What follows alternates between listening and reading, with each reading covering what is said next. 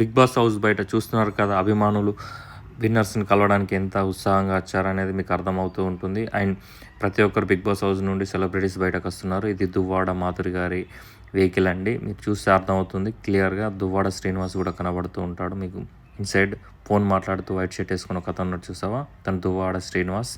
ఈరోజు big boss title winner అనేది announcement జరిగింది. ఈరోజు టైటిల్ విన్నర్గా గెలిచింది పవన్ కళ్యాణ్.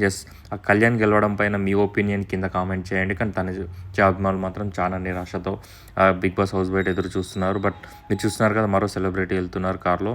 ఇక్కడ చాలామంది సెలబ్రిటీస్ని కలవడానికి చాలామంది అభిమానులు వచ్చారు. అండ్ చూసారు కదా, నైట్ చలిలో కూడా ఎదురు చూస్తున్నారు. ఒక్క సెలబ్రిటీతో అన్న ఫొటోస్ సెల్ఫీ దిగాలన్న ఇంట్రెస్ట్ ఎక్కువ మందికి ఉంది.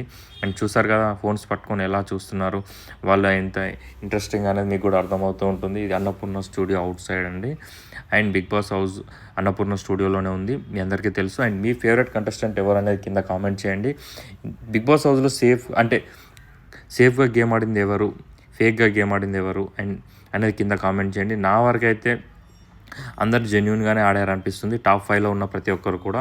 బట్ తనుజ గెలుస్తుందని చాలామంది ఎదురు చూస్తారు, అందులో నేను ఒక్కని. బట్ పవన్ పలాడ మధ్యలో టైటిల్ వేసుకుపోయాడు. అండ్ మీ ఒపీనియన్ కింద కామెంట్ చేయండి. ఇమాన్యుయల్ కూడా మిస్ అవడంపై చాలామంది అభిమానులు నిరాశపడుతున్నారు. ఇన్ఫ్యాక్ట్ ఇమాన్యుయల్ చాలా గేమ్ ఆడాడు, ఇమాన్యుయల్ టైటిల్ విన్నర్ అవ్వాలి అని అందరూ అనుకున్నారు. కానీ ఇమాన్యుయల్కి రాకపోవడంపై మీ ఒపీనియన్ కింద కామెంట్ చేయండి. అండ్ ఎక్స్పెషల్లీ వెళ్తున్నారు చూసాం, అందులో సెలబ్రిటీస్ దాక్కొని మరి వెళ్తున్నారు కొంతమంది సెలబ్రిటీస్. అలా ఉంటుందని ఇక్కడ